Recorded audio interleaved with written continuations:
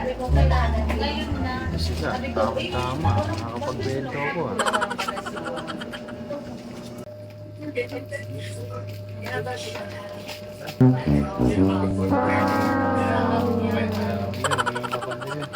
Pagka-post niya, pero na ito sinabi ko lang na walang content yung bus.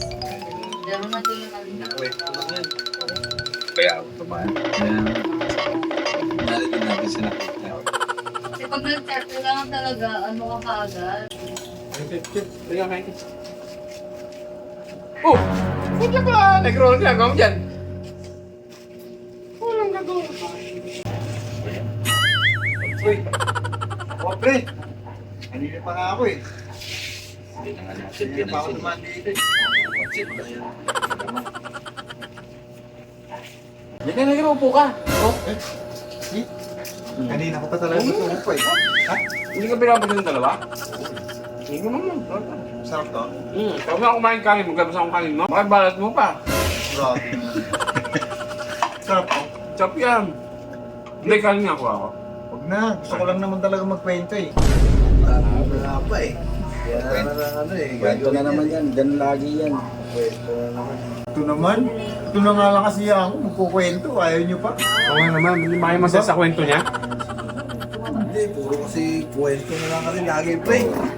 Kwento ng kwento. Pero sige, nandiyan ka na rin na. Magkwento ka na. Yun! Okay?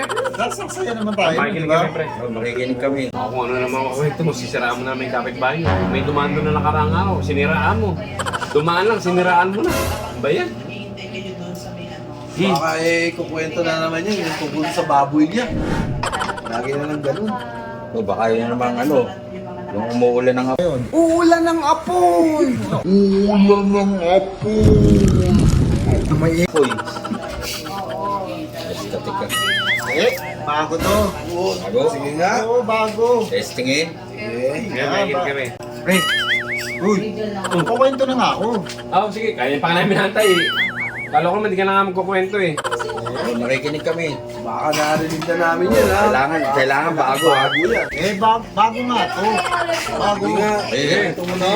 Ito ko na. sige. Sige. Makikinig kami. Alam mo ba, pumunta ako ng pestahan. Doon sa, ng pare ko, sila Django. Oh. Kaya mo, ano pala ng handaan doon. Sabi niya sa akin, Ang maganda na ako sa place doon, pre. oo. Sabi niya sa akin, pre, pumunta ka lang. Sabi niya, mag-aanda kita ng malaking manok. Oh, kunalo yun. Oo, totoo yun. Biray mo, di sabi niya. Pare, pag nandito ka na, lalatag mo sa'yo yung manok. Oh, ano nangyari? Pagdating ko doon, alam mo, di daan-daan ako. Daan-daan ako, sabi niya. Tara, pasok ka. Tapos napatingin ako doon sa loob ng bahay.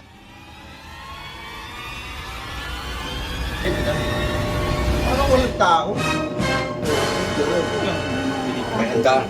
May handaan tapos walang tao. Wow. Inisilabutan ako, pre. Bigla ako kinabahan, walang tao. Nasaksihan ko kasi yung dati, oh. Tapos, Sabi niya, tara, pasok ka. Pagpasok ko, pinaupo niya ako sa lamesa. Thank you for inviting me. Sa lamesa ka pinaupo. Dito sa upuan, tapos may Lamesa eh.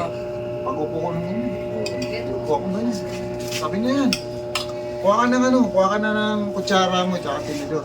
Tapos kumain ka na. Tapos nakita ko yung handa, laking manok talaga, nakaganyan. Ang laking manok ba? Or stretch yun? Eh, manok!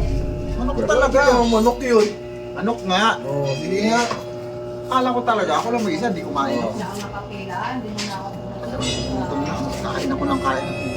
Pag pumayo akong ganun, pagtayo ko, pag ganyan, may tao pala dun sa palibot na gano'n. Sabi, grabe naman. Sabi, uy, hindi pala kayo. Yung manok yun, naharangan yung mga tao. Laki nga, nakakala ko nga, nagsisinungaling. Kaya hindi mo nakita sa kabila. Doon pala, nakapalibot pala. tuloy ko na yung kwento ko. Tapos ka na ba? Di ba, mamaya ka na. Kala ko tapos na kasi sinabi mo, hindi mo nakita yung mga tao. Siyempre sa laki nga nung manok eh. Akala ko nga mag-isa lang ako.